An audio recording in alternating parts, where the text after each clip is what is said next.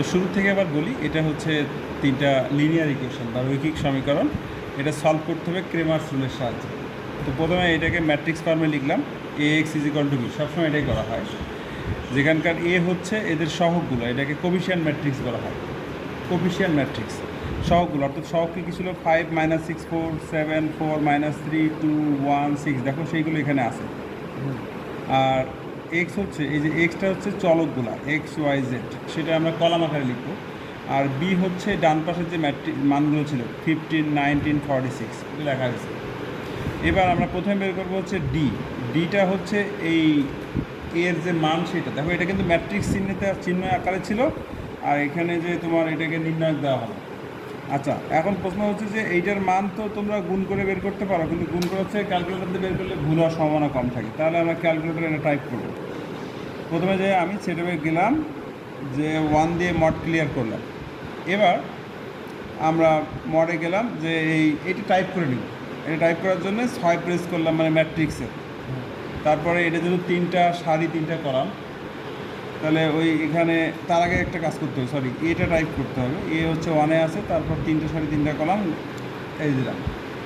দেওয়ার পরে এখানে ম্যাট্রিক্সের ফরম্যাটটা আসছে। এবারে মানগুলো লিখতে হবে 5, তারপর -6, তারপর 4, তারপর 7, তারপর 4, তারপর -3, তারপর হচ্ছে 2, তারপর 1, তারপর হচ্ছে 6।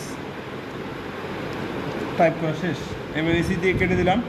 এখন আমাদের কাজ কি?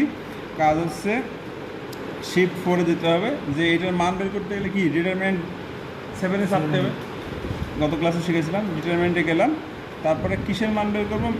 এটা এ ম্যাট্রিক্সের মান। এই জন্যে শিফটে যে 4-এ যে আমরা এখান থেকে 3 প্রেস করলাম ম্যাট্রিক্সে, দিয়ে সমান চাপ দিল। সমান চাপ দিলে আমাদের মান আসছে 419। দেখো এখানে দেখা 419। আচ্ছা, এটা আমাদের ক্লিয়ার করে ফেললাম, এটা আমাদের শেষ। এবার আমাদের বের করতে হবে হচ্ছে ডি বের করলাম। এবার বের করবো ডিএক্স। এই ডিএক্সটা হচ্ছে কি করব, এই যে এক্সের যে কলামটা আছে, এটা কিন্তু এক্সের কলাম, এটা ওয়াইয়ের কলাম, এটা জেডের কলাম। এক্সের কলামটা এইটা দিয়ে চেঞ্জ করতে হবে, বি দিয়ে। হ্যাঁ, তার মানে এখানে হচ্ছে 15 19 46, আর বাকি দুটো কিন্তু ঠিক থাকবে, অর্থাৎ -6 4 4 -3 1 6, ঠিক আছে। এবার আমরা এইটাকে আবার এখানে ক্যালকুলেটারে টাইপ করব, কিন্তু টাইপ কিন্তু করা ছিল, শুধু এটা চেঞ্জ করলেই হচ্ছে। সেই জন্য আমরা আবারও ওই যে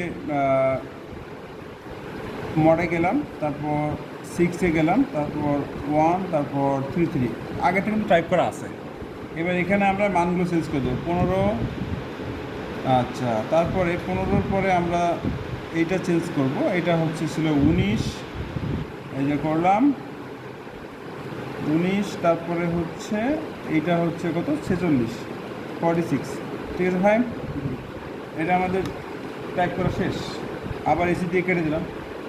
তারপরে এখন আমাদের কাজ কি? আগের মতোই শিফট 4, যে ওখান থেকে 7 দিয়ে ডিটারমিনেন্ট সেট করলাম, তারপর শিফট দিয়ে আবার 4, এবার ওই যে 3-এ দিলাম ম্যাট্রিক্সে, দিয়ে ইকুয়াল দিলাম। এটা হচ্ছে 1257 আসছে মানটা। আসুক, যেটা আসবে আসুক, এটার মান হচ্ছে 1257, ঠিক আছে। এবার আমাদের বের করতে হবে হচ্ছে ডিওয়াইটা কী হবে বলো তো? যে ওয়াইটা চেঞ্জ করতে হবে, যে ওয়াইটা চেঞ্জ করতে হবে। হ্যাঁ, 5 7 2, ওয়াইয়ের জায়গায় বসালাম হচ্ছে 15 19 46, আর এইদিকে এটা তো ঠিক থাকবে, অর্থাৎ 4 -3 6, এটা ঠিক থাকবে, ঠিক আছে। এবার এটার মান বের করতে হবে। তাহলে এই ক্ষেত্রে আমাদের একই কাজ, আবারও আমরা ম্যাট্রিক্স অপশানে গেলাম, 1 প্রেস করলাম। এবার আমাদের কিন্তু মাঝখানটা চেঞ্জ করতে হবে। তাহলে এইটা আমাদের আগে যা ছিল সেটা টাইপ করে নিতে হবে 5, তারপর এটা 15, আচ্ছা ঠিক আছে। তারপরে হচ্ছে আমরা এটাতে আসলাম, এটা হচ্ছে 7, তারপরে হচ্ছে এটা হচ্ছে 19 প্রেস করলাম। করার পরে আবার এইটা চেঞ্জ করবো, এটা হচ্ছে 2, তারপর হচ্ছে 46 দিলাম। টাইপ করা শেষ, ঠিক আছে। এ কিন্তু অটো স্টোর হয়ে, এই যে সমান্তরাল স্টোর হয়ে গেল। তবে এসি দিয়ে কাটলাম, আবার এই যে শিফট 4, এখানে 7 প্রেস করলাম, ডিটারমিনেন্ট আসলো, আবার শিফট 4, ম্যাট্রিক্স 3-তে আছে, এটার মান বের করতে হবে। এটা হচ্ছে 1676 1676 আসলো, ঠিক আছে। আর একটা কিন্তু বের করতে হবে, সেটা হচ্ছে ডিজেড। এটা কী হয় বলতো, এটা হচ্ছে যেটা ভালো দেবে বি দিয়ে, হ্যাঁ এই তো বুঝছো, 572 -641, তারপর হচ্ছে 15 1946, ঠিক আছে।